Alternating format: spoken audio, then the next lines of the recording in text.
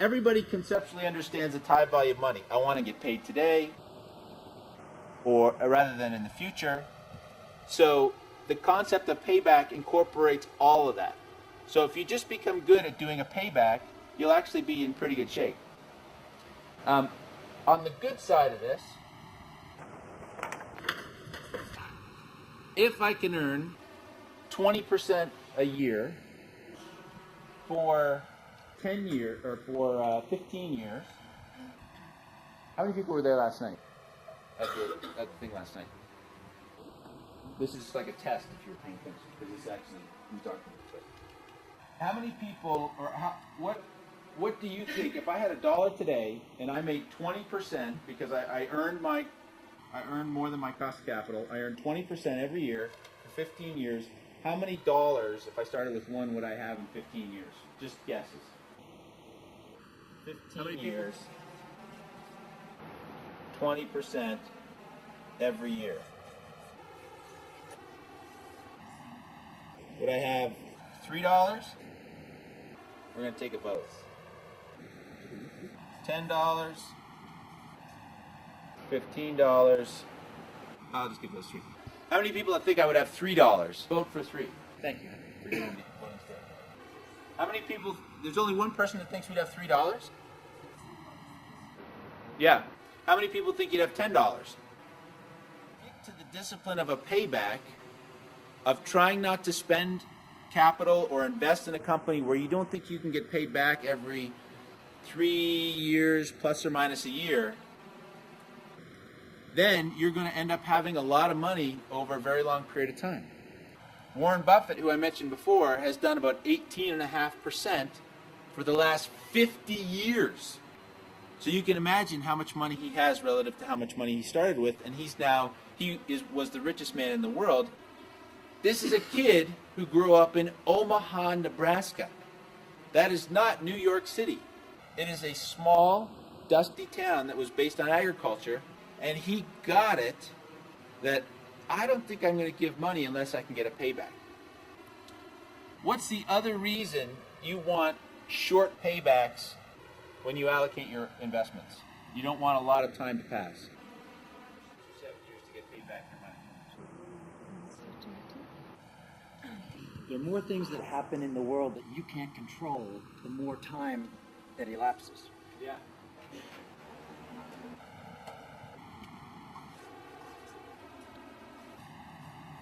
Short payback.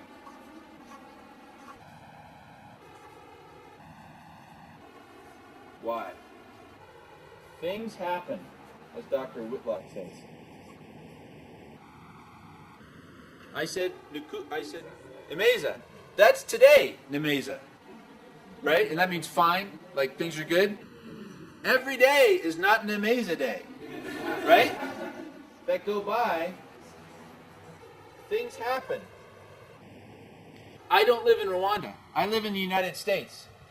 It's all smooth, good, right? We had a virtual total financial meltdown in 2008.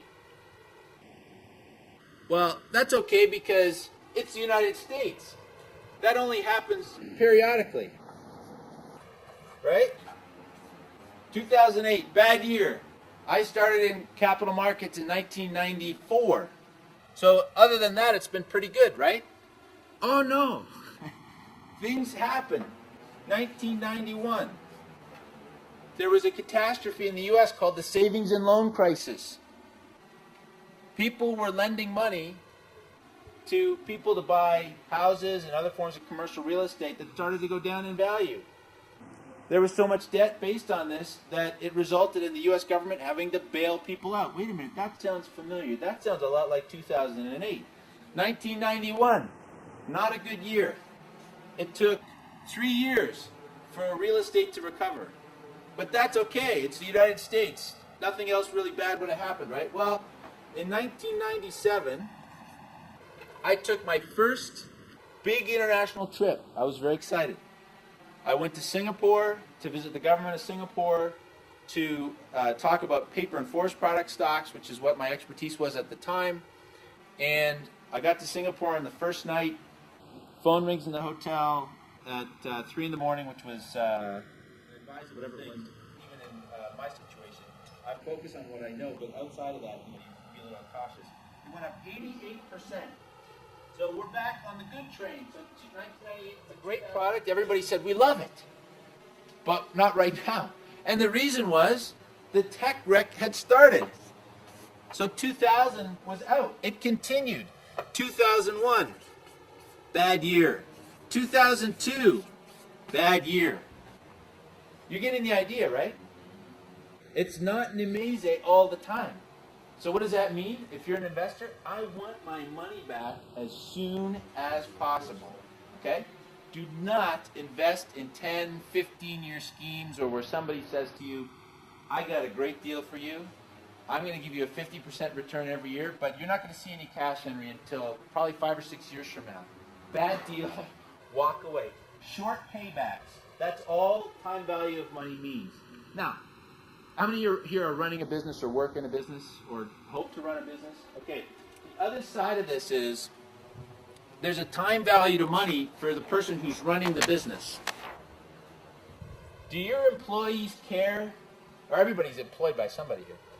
Do you care if you get paid the day when you're told you're going to get paid? I don't know how to spell very well, so if my wife were here, she'd be shaking her head. But for businesses, get paid sooner. Can I tell a story about your, I guess they negotiated the price. And what did you say, when it can be delivered?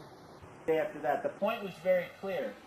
You like that cabinet, you're not getting that cabinet until I see the money. It's not coming down, I'm not setting it up until you give me the money. The temptation is always, if you run a business, you want to do business. You're a deal maker, you want to do the deal, right? And I'm that way when it comes to investing. Sometimes if you think, wow, this company is amazing, I want to put my money in it. Daco Polysilicon came public, and Morgan Stanley, who was the underwriter, was allocating the IPO, and based on how much enthusiasm you have, it varies with how much allocation you get. So your temptation is to offer to the company better terms so you get better allocation. Don't let yourself do that. If you're running a business, you're providing a service, a value to that customer. That's why they're even talking to you. Right? A business. 1, your savings. The 3F, because they like you, but they'll probably give you less than the family unless they have more money. And then the fools, who you haven't proved yourself, but for whatever reason they buy into your vision and they're like, yeah, I think he's going to be okay. That's foolish. Don't ever do that. But those are the 3 F's. Equity actually equals equity. Okay? So there's a lot of talk about equity, initial public offering, selling equity. Equity is just what the owner has free and clear in the business. You generate savings. In the best scenario, you have enough savings that you can fund your business as it gets started. And there's a little less risk in that, than going out and buying something big and borrowing a lot of money to do it. That's called internal equity. So you see I have sources of money, equity inside, equity outside. That's the first source. Anatole mentioned the second source, which is banks.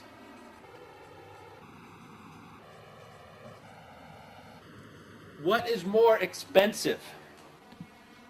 Your savings or a bank? Why? Interest rates. And a very practical way to understand this is the bank lends at 20%. If you have money in your savings account, how much are you making? 9. Well, as long as they're going to be around. If they're not going to be around, you might want to go to the bank that gives 5. But banks are very expensive. This is why you want to invest in banks, actually.